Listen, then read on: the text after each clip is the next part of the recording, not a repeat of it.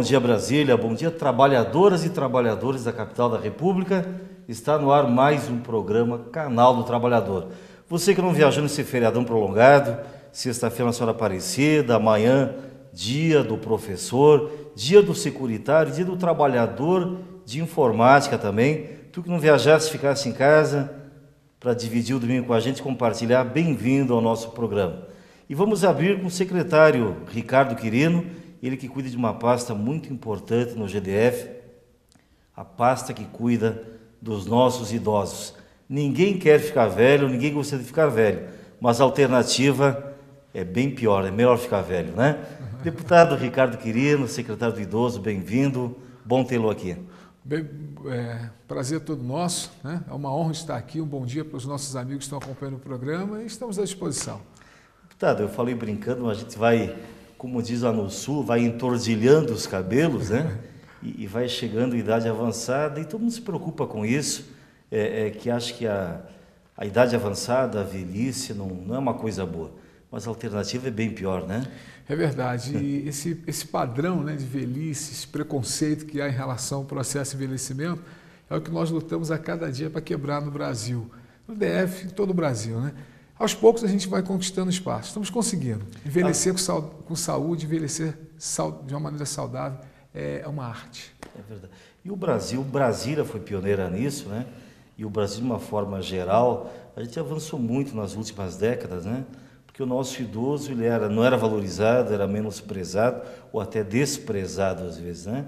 Mas algumas legislações estaduais, das quais Brasília foi pioneira, e recentemente o Estatuto do Idoso, né? Criando uma série de prerrogativas, de direitos, que na verdade, pela educação, já devia ser uma coisa natural que nós franqueássemos aos nossos idosos, né? Exatamente, deveria ser algo que estivesse já na nossa cultura. Até porque, por que desprezar o idoso, né? O respeito ao idoso, eu costumo dizer, meu amigo Raul Canal, que a única diferença que o idoso tem do restante da população é que ele chegou a 60 anos, mas continua um sujeito de deveres. E com uma bagagem cultural, intelectual, com uma experiência para poder passar para as novas gerações, né? O amigo sabe que o nosso país ele vive uma crise de qualificação de mão de obra. Então, o que se trabalha em cima de um jovem é justo, para que ele dê um resultado daqui a alguns anos. O idoso tem toda essa bagagem, pode contribuir, por que não? A gente observa os países, as civilizações orientais sobretudo, né? E os nossos indígenas. Eu estive recentemente em Rondônia, lá em Cacoal, Espigão do Oeste, né? E observando a cultura dos indígenas, o tanto que eles valorizam, o respeito que eles dedicam aos idosos, aos anciãos, né? Quer dizer, os idosos que são os mestres, são os chefes, são ninguém faz nada sem ouvir o idoso, né? Exatamente, é como também a cultura oriental, o conselheiro. A cultura oriental, né? A palavra do ancião, do idoso, tem peso. Existem algumas regiões de cultura oriental que eles não tomam uma decisão sem consultar o ancião, o idoso, por respeito a tudo isso que o amigo falou, a sua vasta experiência adquirida de acordo com os anos. Bom, aqui em Brasília nós temos algumas secretarias especiais ou extraordinárias que eu reputo de uma relevância muito grande e que foram criadas num passado muito recente, né? A sua secretaria é uma delas, a do idoso, né? A da juventude, a da criança, a da igualdade racial. Então são secretarias de extrema importância. Da mulher também, né? Da mulher também, exatamente. Qual é a importância maior que o senhor dá à sua secretaria dentro do Distrito Federal, dentro do contexto do governo do DF? Nós vivemos uma fase de respeito aos direitos humanos, respeito às pessoas, à dignidade humana. Então, essas secretarias que têm uma conotação para um lado bem pessoal, o lado humano, né? Elas têm uma importância muito grande. Até porque nossa população está envelhecendo. O Distrito Federal hoje, amigo, já é a unidade da federação que mais envelhece, da maneira mais célere, né? Então, já estamos já pontuando em relação ao Brasil. Então, a importância da Secretaria do Idoso está exatamente em ser uma referência para esses idosos, especialmente aqueles que estão numa situação mais vulnerável, que estão passando por esse processo de envelhecimento também, mas sem muitas perspectivas. Então, ela obedece um papel central de articulação entre as secretarias muito importante no governo do Distrito Federal. Perfeito. O senhor falou que a nossa população está envelhecendo. O senhor tem estatística em termos percentuais?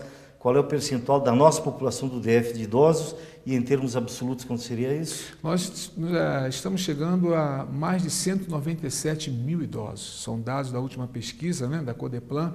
Então, para uma população aqui do Distrito Federal de 2 milhões, aproximadamente 700 mil pessoas, vê que é considerável. Sim, 7, 8% praticamente. Exatamente. Nós estamos acima da média do Brasil. Perfeito. E me diz uma coisa, e quais são as políticas, os projetos de maior relevância da Secretaria? Nós temos trabalhado, especialmente, nós vivemos uma crise porque o trabalhador idoso ou a pessoa idosa enfrenta uma dificuldade muito grande na competição que é a vida hoje para se manter no mercado de trabalho ou retornar. Então, nós temos trabalhado com cursos, especialmente de inclusão digital, alfabetização, cursos de profissionalização. Para quê? Para que o idoso tenha uma oportunidade de manter ou completar sua renda. Nós temos focado muito nisso. E uma assistência muito próxima. Nós temos dado uma atenção àquele idoso que realmente está numa situação muito vulnerável. E aqui no DF nós vivemos duas realidades, né? Nós temos uma pequena parcela de idosos que tem a sua autonomia, sim, mas a grande maioria realmente ainda depende dos programas assistenciais do governo.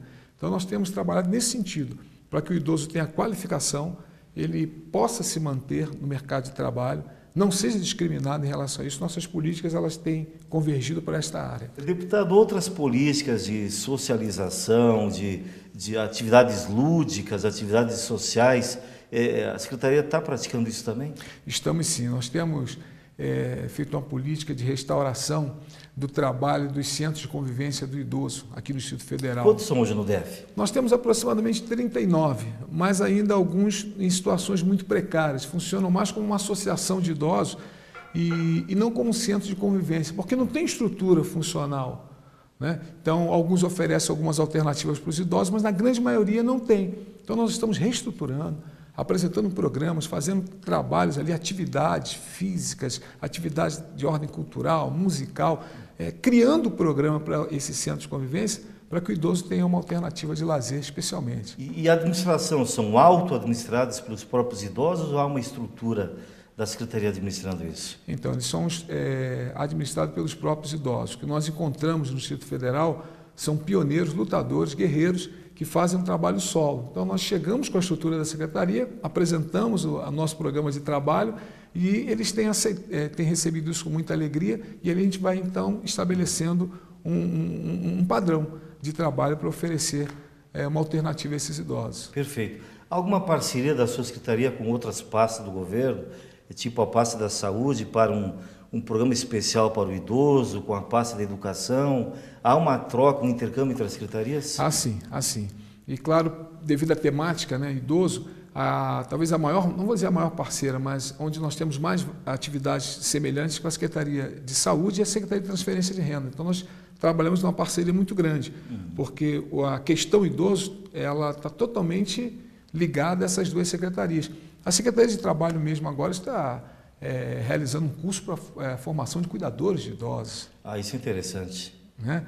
Porque vai ser uma profissão do futuro. Uma profissão também relativamente nova, né? Mas me parece que a demanda é muito grande, né? É muito grande. Ainda não é regulamentada, há uma luta até no Congresso Nacional para que ela seja regulamentada, porque o cuidador é exatamente aquele que vai evitar que o idoso tenha problemas mais sérios amanhã.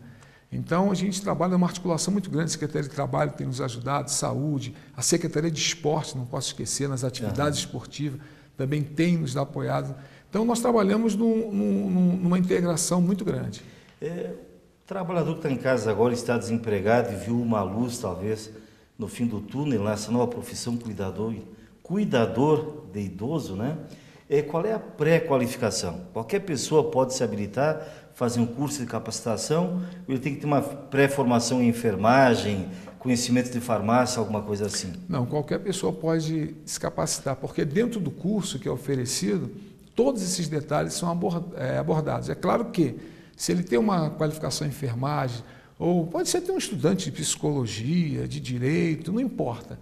O que importa é que ele tenha disposição e goste realmente de cuidar de idosos. Não veja apenas como uma profissão. E ele procura quem? A Secretaria de Trabalho? Pode procurar a Secretaria de Trabalho, os programas já estão em andamento e ali ele vai ter toda a informação como participar. E esses cursos são centralizados? São oferecidos nas satélites também? Como é que funciona? Por enquanto estão centralizados, mas o objetivo é que alcance as satélites, né? Eu ainda vou conversar mais profundamente sobre isso com o secretário de Trabalho, né? O Bispo Renato, para que a gente possa aprofundar mais essa ligação. Vamos colocá-lo na pauta dos próximos programas. Ele já esteve conosco recentemente, quando estava ainda Secretaria do Entorno, né? Secretaria do Entorno. Então, uma das próximas pautas, vamos trazer o Bispo Renato para falar, entre outras coisas, sobre esse assunto dos cuidadores de idosos, né? Deputado, Câmara à sua disposição para mandar uma mensagem para os seus amadrinhados, para os queridos idosos, né? Sua mensagem de esperança, de fé, o que esperar da sua pasta nesses próximos 2 anos de governo? Aos idosos do Distrito Federal, deixo uma mensagem de otimismo. Esse crescimento é um desafio para nós, para as políticas públicas, mas eles têm na Secretaria uma referência. A Secretaria é uma referência de apoio, de auxílio jurídico, psicológico, profissional. Então, a Secretaria hoje é uma referência para os idosos. Não importa a condição social e não importa a situação que esteja. Vem para nós, participe conosco e conte com a Secretaria. Obrigado, secretário, pela entrevista. Deus o abençoe, sucesso na sua pasta, e nós acompanhamos o seu trabalho há um bom tempo em várias outras secretarias também pelas quais o senhor passou, sempre deixou a sua marca registrada e sempre foi algo muito positivo. Parabéns, obrigado pela entrevista. Eu que agradeço, Raul, o convite, estamos à disposição. Vamos a um rápido intervalo e voltamos em seguida. Permaneça com a gente aqui. Metal fino. Grande variedade de joias com modelos e estilos dos mais conhecidos e renomados fabricantes. Semijoias com pedras naturais ou sintéticas com garantia de 1 ano. Os mais belos relógios para você e para quem você ama. Metal fino. 304 Sul. Fone 3322-8342.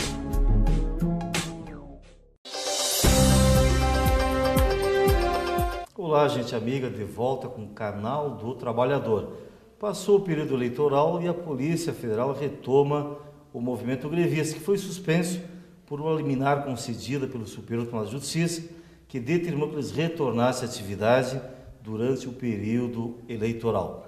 Para falar sobre o movimento grevista e a quantas ele anda, conosco nos estúdios, Paulo Poloni, ele que é do Sindicato dos Policiais Federais do Espírito Santo e também vice-presidente da Federação Nacional dos Policiais Federais, FENAPEF. Paulo, bom dia, bem-vindo. Obrigado, bom dia. Me diz uma coisa, há quantos dias nós estamos nesse movimento grevista? 65 dias. 65 dias. Isso. Já contando a interrupção que houve. Na verdade, nós não interrompemos o movimento. Já havia uma decisão política interna por parte da federação e seus 27 sindicatos de que nós iríamos trabalhar na época das eleições, porque nós entendemos que é um momento muito importante para o país, é um momento democrático. Muito grave, né? Exato. Então, de modo que nós, apesar de estarmos com uma briga específica, corporativa com o governo, nós entendemos que nós não poderíamos sacrificar a sociedade nesse direito. Processo eleitoral. Exatamente. Então, mesmo antes da decisão, nós já formalizamos a nossa intenção dos 27 sindicatos de efetivamente trabalharmos na época das eleições. Isso nós expomos à ministra Carmen Lúcia e, inclusive, fizemos de forma, através de ofício e tudo mais. Então, de modo que, nesse aspecto, a determinação judicial, ela não teve qualquer interferência nas nossas intenções. Mas, evidentemente, formalizou, certo? Essa é a nossa intenção, e determinação judicial é para ser cumprida e lógico. Pronto. Não é para discutir, né? Exatamente. Diz uma coisa, Paulo, nós acompanhamos, o Canal do Trabalhador acompanhou a greve de todos os servidores públicos federais, né? Um movimento que eu não tinha visto na história ainda, acho que sem precedentes, né? Todas as carreiras essenciais do Estado entraram em greve, né?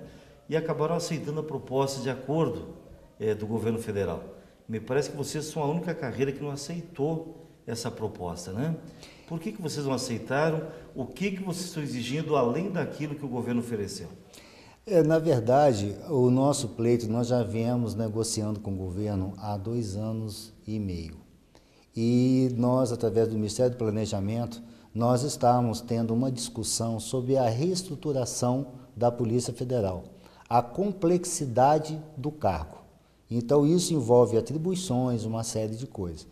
A partir do momento que o governo fechou essa mesa, empurrou a categoria para o movimento grevista. E justamente nesse momento, muitas categorias, 40 e tantas categorias, se não me falha a memória, entraram em greve. O diferencial é que essas categorias estavam reivindicando pura e simplesmente um índice de reajuste ou recomposição. Né? No nosso caso, não. Claro, é evidente que isso tem um fundo financeiro, mas para que isso efetivamente aconteça, é primeiro necessário que se discuta essas nossas atribuições. Por que isso? Porque as atribuições hoje dos servidores da Polícia Federal, que envolvem 5 cargos, eles estão previstos numa portaria. E já existem decisões judiciais, certo? De nível, de grau superior, que determina que essas atribuições do servidor público federal seja previsto numa lei. E essa lei a Polícia Federal não tem. Como se não bastasse essa... Seria a lei orgânica da Polícia Federal. Exato. Teria que ser uma lei onde ali estaria inserido as atribuições dos delegados, dos peritos, dos agentes, escrivães e papiloscopistas. Certo? E isso não existe. Então, vocês querem simplesmente que seja digitada a lei ou querem que seja modificada a estrutura atualmente existente? O que acontece é que existe um diferencial muito grande desses anos todos do que era previsto numa simples portaria e o que nós fazemos hoje efetivamente. Com a evolução tecnológica da sociedade brasileira de uma forma geral, as nossas atribuições específicas dos agentes, escrivães e papiloscopistas, elas cresceram de forma imensurável. Hoje nós fazemos, por exemplo, o serviço de inteligência, que não tem qualquer previsão legal para que isso se faça. E além de crimes da área ecológica e por aí vai. Então, o que acontece? Hoje nós fazemos as nossas atividades sem um amparo legal. E nós levamos essa discussão... gerar nulidades processuais, né? Sim, de uma certa forma, sim. E aí nós levamos essa discussão para o Ministério do Planejamento, nós fizemos oficinas e nós demonstramos a evolução e a complexidade das nossas atribuições. Tanto é verdade que o governo reconheceu essa discrepância e reconheceu, através do caderno 58, que as nossas atribuições, o nosso cargo é de nível superior. Entretanto, a tabela referente ao salário, ele é de nível médio. Perfeito. Então, só tem a exigibilidade de ingresso o nível superior. Nós temos hoje o nosso quadro, pessoas, doutores, pós-graduados em todas as áreas. Nós temos engenheiros, temos médicos, temos uma série de profissionais que tem uma bagagem intelectual imensa. O departamento usufrui dessa capacidade, entretanto, não há uma regulamentação específica para isso e muito menos uma previsão legal. Então, essa é a nossa luta. Se eu não me engano, Paulo, a lei que transformou, que passou a exigir o nível superior para o concurso é de 96 ainda, né? Isso, é a Lei 9.266. De 96. Exatamente. Então já se vão 16 anos, né? Exato. E até hoje vocês continuam recebendo, é bom esclarecer o pessoal de casa, né? Não apenas a questão vencimental, mas também as diárias, ajuda de custo, tudo isso vocês recebem na tabela do nível médio, né? Exatamente. Cujos valores são bem inferiores. Exato. Né? E para você discutir o salário, você primeiro precisa discutir as atribuições. Sim. Então, nesse contexto, quando chegou esse período junto ao governo, onde todas as categorias estavam pleiteando simplesmente um aumento salarial, nós fomos colocados, inseridos nesse meio. E nós, nas nossas reuniões, deixamos bem claro, se o governo efetivamente sinalizou com 5, 5 e 5, né? E nós não pleiteamos, nós não discutimos esse índice, mas alguma coisa que nós pedimos fosse que o primeiro 5% teria uma previsibilidade já de uma reestruturação salarial, que efetivamente vai acontecer em termos de discussão após discutir as atribuições. Então, Perfeito. Você só pode discutir salário depois que você comprovar e reconhecer, que o governo reconhecer, através de uma lei, a complexidade do nosso cargo. Falando em cargos e atribuições, né, é uma luta antiga dos papiloscopistas, né, para serem reconhecidos como peritos também, e para ter inclusive a nomenclatura de peritos. Nesse projeto de reestruturação, ou nesse pleito da federação, está contemplado também esse desejo dos papiloscopistas ou não? Sim, está. O papiloscopista, ele é um perito na parte datiloscópica, né, de impressões digitais, ele faz laudos em local de crime, ele tem toda uma especialização probatória, certo? Então, evidentemente, dentro dessa área de identificação criminal, ele tem todo um bojo de atribuições. E ele está inserido, evidentemente, nessas discussões. O que nós queremos é o quê? É um espaço dentro da própria estrutura, já prevista no artigo 144 da Constituição, onde os agentes escrivães e papiloscopistas possam efetivamente usar e trabalhar na prevenção da criminalidade. Isso, de fato, já acontece. Por quê? Porque quem efetivamente organiza as operações policiais, quem efetivamente vai a campo trabalhar nas investigações, nos levantamentos e etc., são os policiais, os agentes, os escrivães e os papiloscopistas.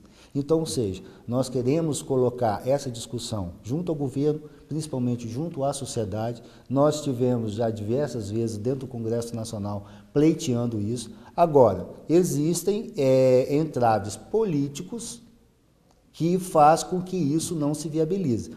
Tanto é que o próprio governo, hoje, ele reconhece essa distorção. Essa, inclusive, foi a palavra utilizada pelo próprio governo, distorção. Mas, no entanto, ele não se coloca à disposição para discutir. Aliás, existe uma certa incoerência, um certo conflito em que efetivamente o governo fala para a sociedade e o que efetivamente ele faz. O que ele executa. O exemplo claro é, por exemplo, que em 2008 havia um investimento de 42 milhões para a Polícia Federal. E em 2011 caiu para 38. Foi deflacionado. Exato. Então é o seguinte, é um contrassenso onde a sociedade, em um aspecto geral, está cada vez mais refém da marginalidade, do medo. É uma coisa que nós temos que pensar, que está prestes a vir aí. Grandes jogos, visita do Papa, ou seja, o Brasil, nesses anos que virão, ele será vitrine do mundo, vitrine do mundo. E muitas vezes nós denunciamos determinadas coisas e, ao invés do governo efetivamente ouvir aqueles que efetivamente trabalham e têm conhecimento, ele simplesmente reprime e vem como um ato de rebeldia. Um ato de rebeldia. O exemplo claro são os aeroportos. Uhum. São as áreas de fronteira. Porque hoje os aeroportos no Brasil, eles não têm qualquer tipo de fiscalização. Qualquer aeroporto que você for, certo? Você vai encontrar lá 2, 3 colegas, no caso de São Paulo são mais 10, onde as bagagens domésticas, elas não têm qualquer tipo de vistoria. O entra e sai, você não sabe quem entra e quem sai do país. Não existe um controle efetivo de pessoas dentro do aeroporto. Então, é como acontece, por exemplo, na Europa, nos Estados Unidos. Com toda certeza. Então, você chega lá, nesses países do primeiro mundo, existe o rigor, existe a fila, existe tudo mais. Então, evidentemente, claro que nós não estamos querendo dizer com isso que a sociedade tem que ser sacrificada, mas a estrutura da segurança ela tem que ser repensada. Certo? Hoje o mundo ele é sem fronteiras. Hoje não existe fronteiras no mundo. Então, a situação do país, em termos das Olimpíadas e Jogos, etc., é realmente preocupante. Precário e preocupante. Muito preocupante. Certo? Paulo Poloni, vice-presidente da FENAPEF, obrigado pela entrevista, viu? Grandes esclarecimentos para a sociedade e esperamos realmente que o bom senso prevaleça, né? Que o governo nos escute, que as negociações se acelerem e que em breve possamos tê-los de volta à atividade para a tranquilidade da população brasileira, né? Pode ter a certeza que a federação ela está fazendo esse movimento pensando em efetivamente dar uma contribuição melhor para a sociedade, livre de uma disputa meramente corporativa e financeira.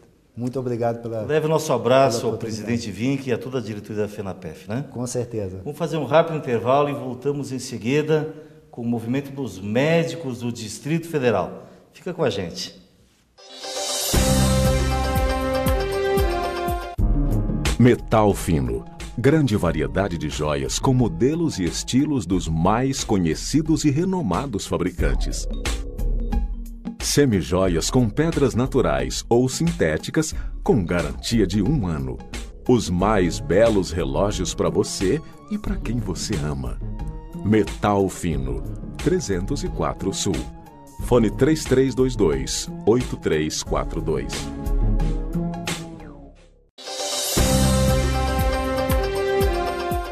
Estamos de volta com o Canal do Trabalhador e agora o assunto é o movimento dos médicos do DF e do Brasil. Para falar sobre isso conosco no estúdio, o Dr. Gustavo Arantes, ele que é vice-presidente do Sindicato dos Médicos do Distrito Federal. Dr. Gustavo, bom dia, bem-vindo. Muito obrigado. Dr. Gustavo, os senhores participaram ou coordenaram recentemente o movimento da sociedade organizada, da qual participaram também o Ministério Público, a OAB e outros órgãos da sociedade, né?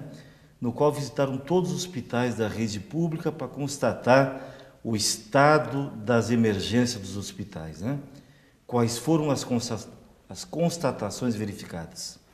Bem, esse movimento foi um movimento que eu acho que pela primeira vez ele adquiriu uma proporção desse tamanho, né? Onde juntou as entidades da área de saúde, de odontologia, de farmácia, de enfermagem, de medicina, junto com a AB, junto com o Ministério Público, junto com o CREA-DF, e nós então fizemos uma visita a todas as unidades hospitalares da cidade, na parte da Secretaria de Saúde, nas unidades de emergência, né? Então, onde a gente pôde então constatar quais eram os grandes problemas que estão atrapalhando que a população tenha um atendimento digno como ela merece. Então, isso daí gerou um documento onde foi feito todo escrito o que nós observamos. Isso daí então foi entregue ao governo para que a gente possa junto buscar soluções. Foi encaminhado ao governador, ao Ministério da Saúde? O grande problema é que realmente, infelizmente, está acontecendo um desentendimento. Quer dizer, o que nós queremos? Nós queremos, esse grupo todo está buscando uma melhoria no atendimento à população. Porque o nosso governador, como nosso secretário de saúde, que aliás pertenceram ao movimento sindical, e que é médico, inclusive. Que é médico, inclusive, quer dizer, que assumiram com compromisso de melhorar a saúde no Distrito Federal. O que nós estamos querendo é dar elementos para que isso efetivamente possa ocorrer. Não só no papel, mas na prática também. Então, na sua visão, qual foi o principal problema constatado nas emergências? Um dos grandes problemas que a gente constata nas emergências primeiro, a falta de profissionais para poder prestar o atendimento. Nós tivemos a oportunidade de observar, por exemplo, no Hospital da Ceilândia, onde tinha um paciente com 12, 14 horas de espera para serem atendidos. A falta de profissionais para prestar o atendimento, quer dizer, num local onde a equipe necessitaria de 4 profissionais, ela estava funcionando com 2 profissionais. E esse profissional, desses 2, além de dar o atendimento aos pacientes que estavam chegando para ser atendidos, eles tinham que dar cobertura aos pacientes que estavam internados. Quer dizer, 30, 40 pacientes internados. Quer dizer, uma coisa que ficava profundamente inviável que se prestasse um bom atendimento. Executa uma coisa ou outra, às vezes não tem como fazer. Pois é, então esse é um grande problema. Isso aí tem criado uma situação que leva ao paciente, que já está nesse tempo enorme de espera, a se revoltar, porque passando mal, com algum problema de saúde, mais grave ou menos grave, quer dizer, e que acaba descarregando a sua ira em cima do profissional mais perto que está dele, que geralmente é o médico, que acaba recebendo, então, a responsabilidade de ser culpado por tudo que está acontecendo. Quando, na verdade, não é bem isso. Quer dizer, então, a falta de pessoal é um dos grandes fatores que nós temos. Problema nas instalações físicas deficientes, com falta de leitos, com paciente, por vezes, deitado no chão. No próprio corredor, né? No próprio corredor, quer dizer, equipamentos que não estão funcionando, equipamentos com deficiência de prestar o atendimento para que o médico possa completar o diagnóstico. Quer dizer, o levantamento foi feito não só da parte médica, estou falando da parte de medicamento, física, claro, não, da parte de farmácia, da parte de tudo. Quer dizer, foi um levantamento feito por todo mundo, no sentido que a gente pudesse ajudar o governo, para que o governo, já que tem tantas coisas envolvidas, pudesse facilitar para que a gente possa melhorar o atendimento. Né? E como é que o governo recebeu esse documento? Houve algum pronunciamento, houve algum comprometimento do governo em tomar providências? Ele valorizou esse documento? Na verdade, Raul, o que está acontecendo é porque fica uma sensação, como se houvesse um debate político, quando, na verdade, o problema não é político. O problema é basicamente funcional, é técnico mesmo. Quer dizer, o que nós estamos querendo é realmente uma melhoria do atendimento técnico. Então, essa visão política faz com que o governo fique meio rechaçando e vendo que esse documento, esse trabalho, como se fosse uma campanha política contra o governo. Como se fosse um movimento oposicionista para ter algum ganho político com isso. Quando, na realidade, não é isso. A ideia é que a gente realmente possa colaborar. Inclusive, nesse próprio documento, tem propostas de sugestões do que as entidades acham que poderia ser feito para a gente melhorar o atendimento. Quer dizer, Brasília hoje, para você ter uma ideia, é a capital da República com menor índice de atendimento em medicina assistencial primária. A própria UPA, que é um programa de governo que está sendo lançado, está com um problema enorme de pessoal, porque não consegue gente para funcionar. Quer dizer, a UPA que foram inauguradas, foi a 4ª UPA inaugurada agora, para que ela entre em funcionamento, desativa-se, como se desativou o Hospital de Samambaia, para ter equipe para trocar a UPA. Agora, em São Sebastião, a unidade mista de São Sebastião foi desativada para que pudesse ter gente para tocar a UPA de São Sebastião. Quer dizer, então não dá nem para testar se o sistema funciona ou não, por falta de gente, não há pessoal. Desnuda um santo para vestir o outro, né? Com certeza. Voltando à atividade privada, agora, doutor Gustavo, os senhores também participam do movimento nacional agora em relação aos planos de saúde, né? Qual é o principal ponto de litígio, desentendimento, de conflito entre o profissional médico e o plano de saúde? Pois essa, Raul, é um dos, vamos dizer, dos calcanhares de Aquiles da assistência médica do Brasil. Porque hoje o plano de saúde virou como se fosse uma salvação de atendimento da população diante do caos que é o atendimento público. Só que acontece que esse plano de saúde, do modo geral, ele não está estruturado para poder dar uma assistência à população também. Então, por exemplo, a remuneração do profissional que presta atendimento na rede pública, pelo plano de saúde, são mal remunerados. Quer dizer, a gente paga caro ao plano de saúde, mas o plano de saúde remunera mal ao profissional. Para você ter ideia, tem vários planos remunerando a R$40 uma consulta, que é paga cerca de 90 dias depois é que é pago esse dinheiro. Pela tabela da Associação Médica Brasileira, qual é o valor mínimo de uma consulta? O que está se lutando é algo em torno de R$80, para que fosse, então, um preço mínimo estipulado de remuneração. O problema é que os planos de saúde aumentam cada vez mais a sua anuidade em relação a... E não corrige a remuneração. E não corrige a remuneração. Quer dizer, então, hoje a remuneração do profissional de saúde corresponde a menos de 15% do que é o faturamento de um plano de saúde. Então, esse movimento em nível nacional é exatamente no sentido de que haja uma remuneração digna para que realmente o atendimento possa ser prestado e que mais profissionais realmente se proponham a atender os planos de saúde. Né? Os médicos lutaram por vários anos pela criação da, talvez o R a sigla, né? CBHPM, é isso? Isso.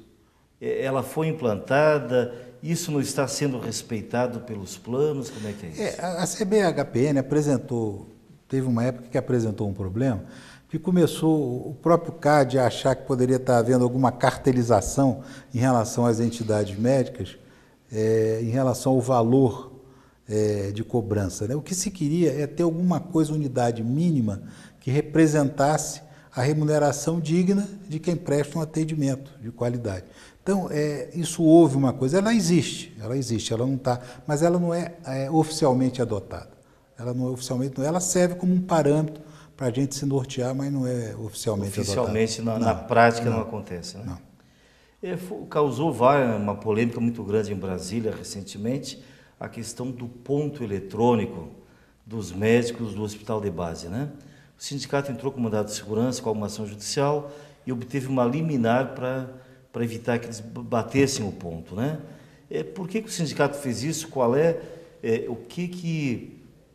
o ponto que os médicos questionam em relação a ter o seu ponto eletrônico controlado? Na realidade, isso é bem importante deixar bem claro, que o sindicato dos médicos não é contra o ponto eletrônico. Eu acho que o ponto eletrônico é uma medida administrativa. Perfeito. E nós não temos absolutamente nada contra uma medida administrativa que está sendo tomada. O que é questionado, então? O que se questionou foi a forma como se botou para aplicar isso.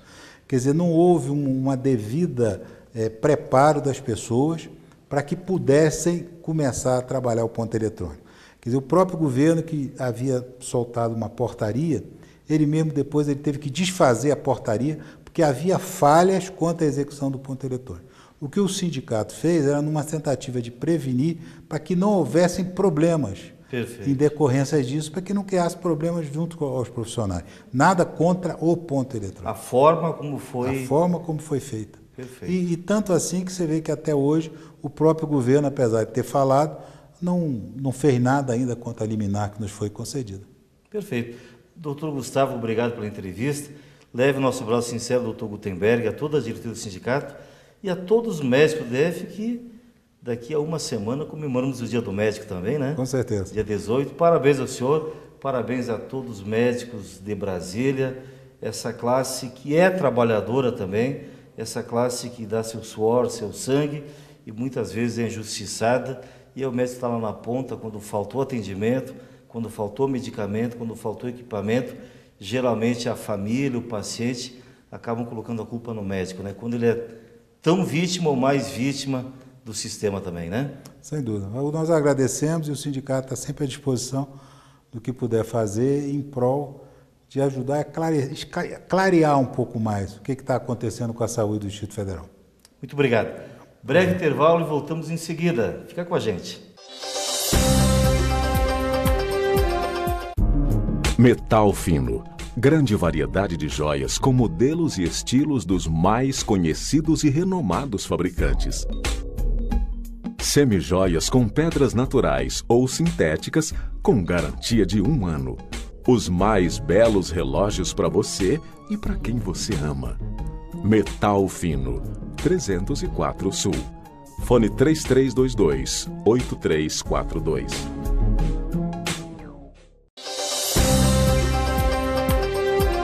Canal do Trabalhador de volta e o assunto agora é odontologia no Distrito Federal. No dia 31 de agosto foi eleita a nova diretoria do Conselho Regional de Odontologia, que toma posse no próximo mês de novembro. E no próximo dia 25 é o dia do cirurgião dentista. Para falar sobre isso, conosco, Dr. Samir Najar, presidente eleito do Conselho Regional de Odontologia do Distrito Federal. Doutor Samir, bom dia, bem-vindo. Bom dia, obrigado. Obrigado aí pelo convite. É um prazer estar aqui mais uma vez com você. O senhor já vem de uma história de luta junto ao Conselho Federal de Odontologia também, né? Sim. E sua eleição agora, sua posse é para quando? Posse dia 10 de novembro. 10 de novembro, depois de comemorar o Dia do Dentista, né? Uma semana depois. Como é que o senhor vê os principais problemas e desafios que a categoria enfrenta aqui no DF?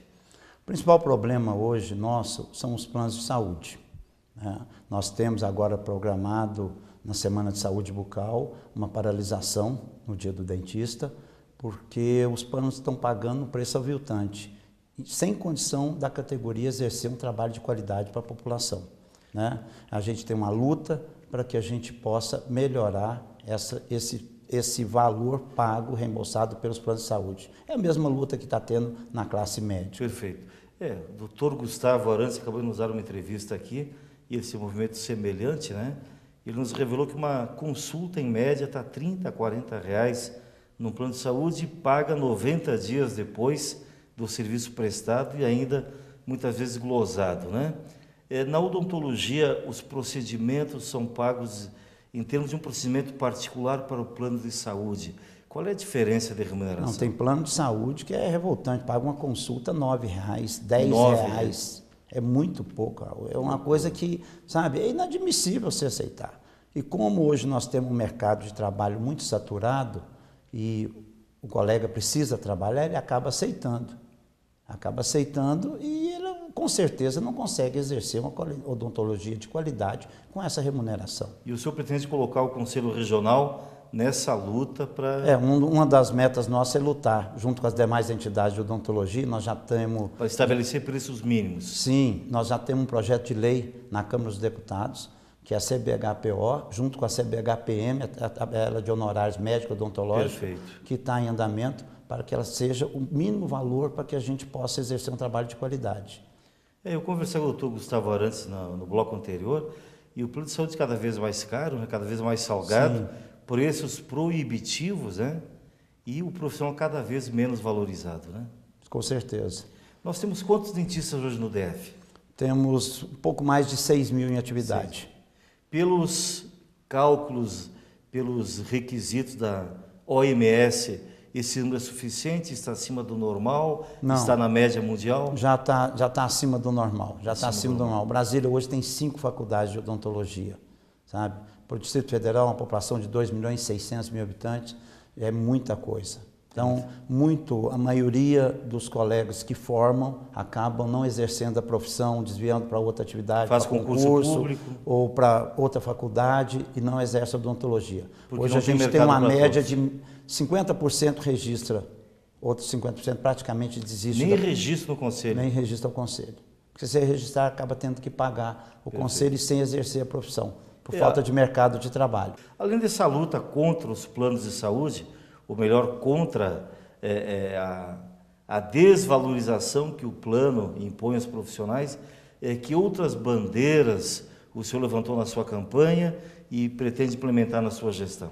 A principal bandeira que nós levantamos foi a valorização da odontologia. Nós vamos lutar com campanhas públicas durante todo o ano, não só essa campanha que é feita durante a Semana de Saúde Bucal, a Semana do Dia do Dentista, mas durante todo o ano. Mostrar para a população a importância de procurar o dentista, as campanhas contra o câncer de boca, que é um câncer que é muito violento, a proliferação dele é muito rápida, e outras campanhas que a gente pode exercer durante todo o ano. Nós temos que procurar valorizar mais a nossa profissão, né? Colocando o conselho, outra coisa que eu quis colocar para a categoria durante a campanha, que o conselho é uma entidade como outra qualquer. O conselho, todo mundo tem medo que tem aquele poder de polícia, que a nossa principal função é a fiscalização. Mas a gente tem que quebrar isso. Nós temos que procurar os nossos anseios dentro do Conselho Regional. É uma entidade a mais para lutar por nossas necessidades. Nós temos vários projetos na Câmara dos Deputados para abrir o mercado de trabalho. Nós vamos lutar por esses projetos, pela aprovação desses projetos, como odontologia do trabalho, dentista a odontologia hospitalar. E são projetos que vai abrir o mercado de trabalho e nesses projetos que nós vamos trabalhar. Entre eles tem outros também que nós vamos lutar junto para melhorar o mercado de trabalho para a odontologia. E, doutor Samir, como é que está o mercado da odontologia pública, a rede pública de atendimento? O quadro é muito pequeno de odontólogos, né? Não, o quadro foi pequeno. Agora o governador Agnello contratou mais de 200 profissionais, né? Nós estamos aí com quase 500 profissionais na rede pública. Tem o atendimento, mas não é suficiente para a população carente. Nós precisamos de melhorar esse atendimento público, com certeza. Você tem uma estimativa de quanto seria o ideal para atender a população? Não, sinceramente não. Eu vou tomar pé dessa situação depois que eu tomar posse no conselho, que a gente pode ter, uma outra oportunidade eu posso te informar melhor. Perfeito. Tá? Me diz uma coisa, 25 de outubro, dia do dentista, o que o conselho, o sindicato, a ABO estão planejando para comemorar nessa data? As entidades estão promovendo novamente a Semana de Saúde Bucal, né, com campanhas em vários pontos dentro do Distrito Federal. Nós vamos fazer essa paralisação no dia 25 para... Quem que mais favorece com essa paralisação, apesar de ser um pouco punida nesse dia, é a própria população. Mostrar para a população que o que a gente tem a oferecer a eles... O movimento em benefício da população. Para beneficiar a população, exatamente. Logicamente, beneficiar o profissional, para que ele possa exercer uma odontologia de qualidade, mas também a população. E vamos encerrar a semana com o baile do Dia do Dentista na ASBAC no dia 27. Perfeito. Uma das preocupações do Conselho, das atribuições do Conselho, eu sempre digo, o senhor falava mais no seu discurso anterior aqui, que o profissional tem que ver no Conselho não apenas um tribunal de ética, sim, alguém para fiscalizá-lo, policiá-lo, puni-lo, mas também um organismo, uma entidade, uma instituição para defender as prerrogativas profissionais e a dignidade com certeza, do profissional, né? Mas como tribunal de ética, os nossos dentistas hoje no déficit, eu acompanho isso por respeito no Conselho Federal também, muita reclamação, muita queixa contra o dentista, isso tem aumentado ao longo dos anos, tem diminuído, está sob controle? Sim, outra meta nossa na campanha também, uma proposta de campanha, que a gente transformar o Conselho num tribunal de conciliação. Eu acho que é o melhor meio, em vez de uma briga, uma boa conciliação. Se o profissional estiver errado, chamá-lo, mostrar para ele que está errado e tentar colocar acertar. No paciente, exatamente. discutir. Se o paciente estiver errado, mostrar que não tem jeito. Nós não estamos ali, acho que o Conselho, apesar de ser um órgão para defesa da população, ele tem também que mostrar para o bom profissional, ele tem que defender o bom profissional. Exatamente. Sabe, o bom profissional tem que ser valorizado, tem que ser defendido. Então, não só acusá-lo. Infração ética no sentido de propaganda, por exemplo, chamar o colega uma, duas vezes, mostrar para ele que aquilo ele não pode exercer, aquele tipo de propaganda, orientá-lo uma, duas vezes. Se ele continuar assim, aí sim, você vai instaurar um processo ético. O maior ético. problema ainda é a propaganda, né? Ainda é a propaganda, sem dúvida nenhuma. Né? Oferecimento de tratamento gratuito, oferecimento de vantagens, vantagens e tal. Eu acho que isso aí é o principal que a gente tem que orientar o colega para que ele não promova. Perfeito. Doutor Samir, ficamos felizes com a sua vitória, estimamos uma boa gestão, que Deus o abençoe. Amém. E que a classe da odontologia no DF, toda a população, ganhe com o seu trabalho em frente àquela autarquia federal. Obrigado, Raul. Obrigado aí pela oportunidade. Queria aproveitar e desejar parabéns a todos os colegas no próximo dia 25 de outubro, tá? Que a gente possa lutar junto por uma odontologia melhor dentro do Distrito Federal, que nós já temos uma das melhores odontologias do país. Que Deus o ouça, né? Amém. Obrigado pela entrevista. Obrigado. Rápido intervalo e voltamos em seguida com a festa de Santa Edviges. Fica com a gente. Metal fino. Grande variedade de joias com modelos e estilos dos mais conhecidos e renomados fabricantes. Semijoias com pedras naturais ou sintéticas com garantia de 1 ano. Os mais belos relógios para você e para quem você ama. Metal fino. 304 Sul. Fone 3322-8342.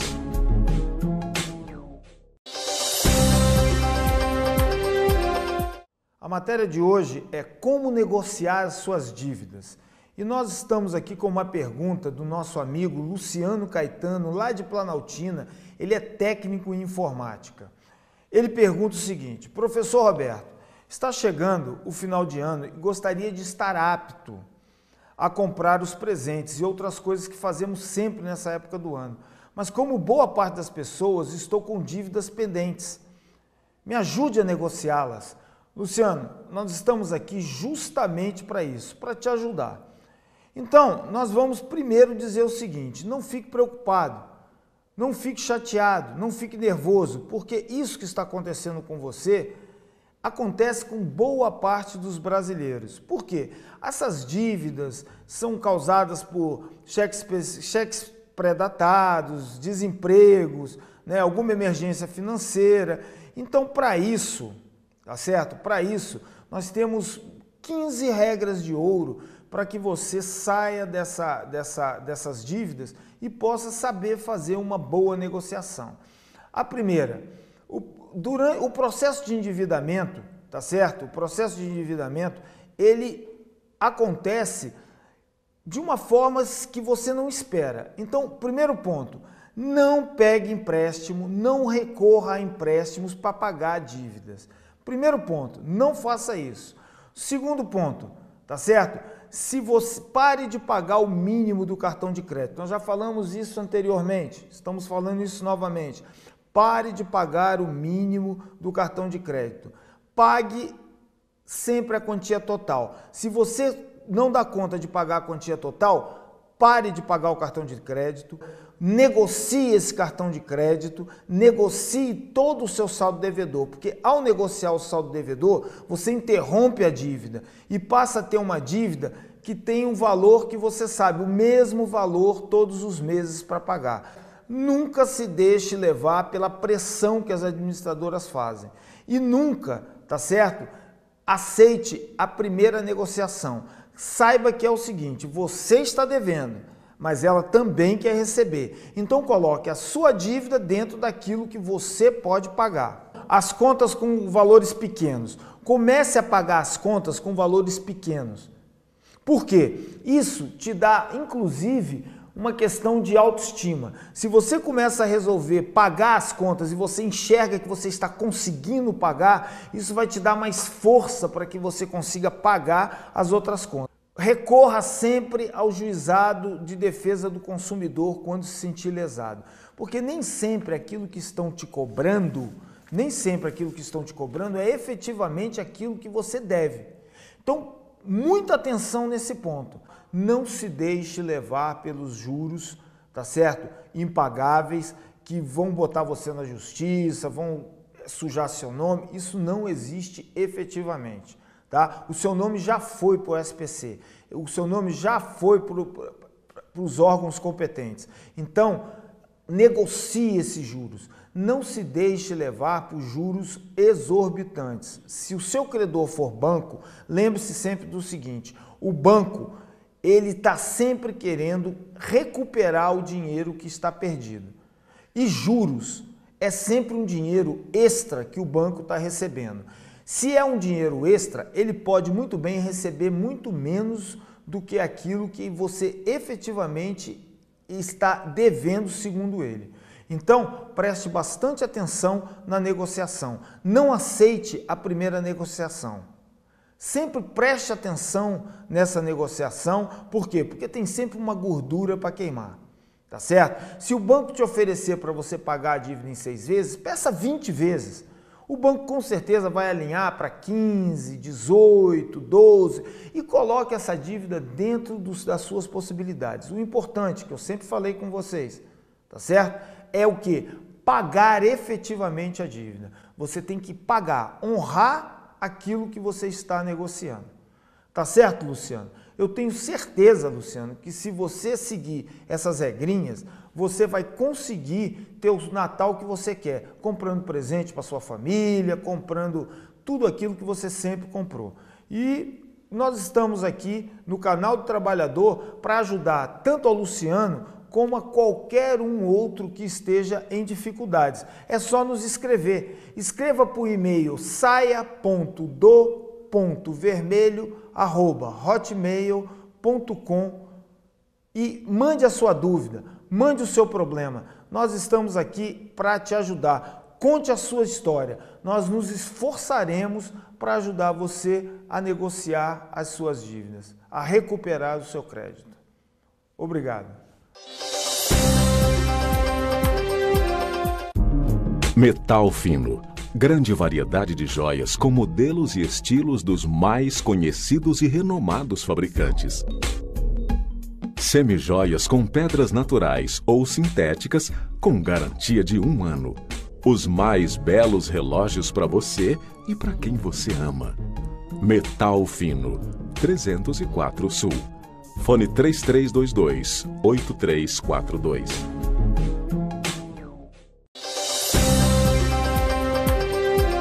E no próximo dia 16 é o dia de Santa Edviges, a padroeira dos pobres e dos endividados.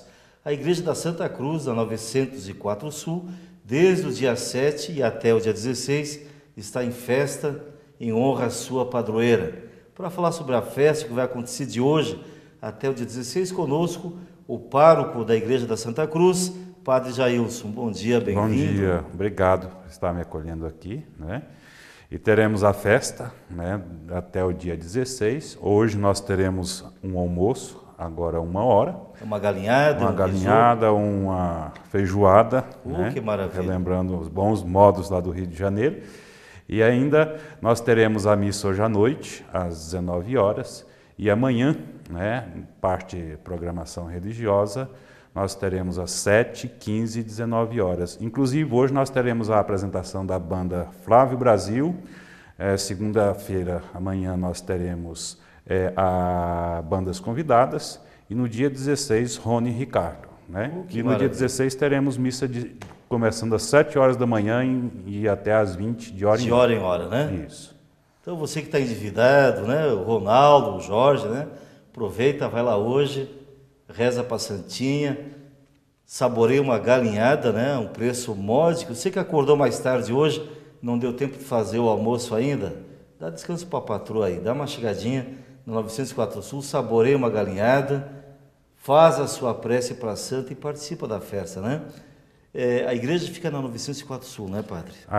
Aliás, é 905. 905 Entre a Sul. 905 e 904. Mas é inconfundível, né? Aquela igreja bonita, maravilhosa aí. Isso. Então hoje já está acontecendo o almoço agora, né? Já. E a missa às 19h. Às 19h, à noite, nós temos a participação da banda Flávio Brasil, né? E segunda-feira, amanhã, nós teremos 7, 15 e 19, né? E a participação de bandas convidadas. E dia 16, começando com a missa às 7h da manhã, de hora em hora até às 20h, né? Passe por lá, faça a sua oração, seus pedidos, suas preces, e a participação da banda Rony e Ricardo. E nesses dias, segunda e terça, além da programação religiosa, tem mais uma programação festiva também ou não? Sim, que é a parte da quermesse ou a parte social que a gente chama, né? Perfeito. Com a participação sempre logo após a Santa Missa, das 19h, né? Sempre temos lá o galpão, né? Onde as bandas estão fazendo a sua participação e o pessoal se reúne. Tem uma comidinha típica também, sim. Um refrigerante. Eles dão serviço de bar, né? De barracas aí de pastel, pizza, né? Doces e yakisopa, comidas variadas. Sua estimativa de público, Padre? Nós lá temos uma estimativa de passar, no período, 60 mil pessoas. 60 mil pessoas. Sim, entre as que Número vão para a oração, entre aquelas que vão só para o momento. Tem muita gente com dívida, então, né? Muito. O sistema econômico anda um pouco meio arrochado, né? Então, joga a situação para a Santa. Ela faz um milagre. Cara. Parabéns pela festa, sucesso lá. E eu queria pedir para a gente fazer diferente hoje. Eu não vou fechar o programa. Sim. Vou pedir para o senhor encerrar o programa com uma bênção especial aos nossos telespectadores sob a intercessão de Santa Edviges. Sempre eu olho a nossa realidade e aqui em Brasília a gente vê um crescimento muito grande da questão da violência, né? As nossas autoridades muitas vezes não estão sensíveis ou então não têm o real conhecimento daquilo que realmente possa estar gerando em todo o contexto, não só a nível de Brasília, mas de Brasil, né? Um fenômeno. E pedir que Deus abençoe cada telespectador do seu programa, né, aqui do canal do Trabalhador, e acima de tudo, que possa estar recebendo as bênçãos de Deus, daquilo que seja a compreensão do amor, da paz, né, você aí na sua casa, né, leve o diálogo, o amor, e acima de tudo, o perdão nas relações humanas, especialmente quando a gente fizermos essa experiência enquanto pessoa em relação àqueles que moram sob o mesmo teto da nossa casa, nós seremos abençoados, agraciados pelo amor do nosso Deus. Então, que a bênção de Deus, o nosso Pai, chegue até você, telespectador, e acima de tudo, né, seja a esperança, a confiança de um mundo melhor e que possamos viver a fraternidade, a paz, a justiça, a igualdade entre às relações humanas, especialmente entre nós, o povo brasileiro, de todas as raças, né, de todas as culturas. Obrigado. Amém. Obrigado, Padre. Até domingo que vem, se Deus quiser e se Santa de Virges ajudar, né? Se Deus quiser, vamos chegar lá. Até domingo.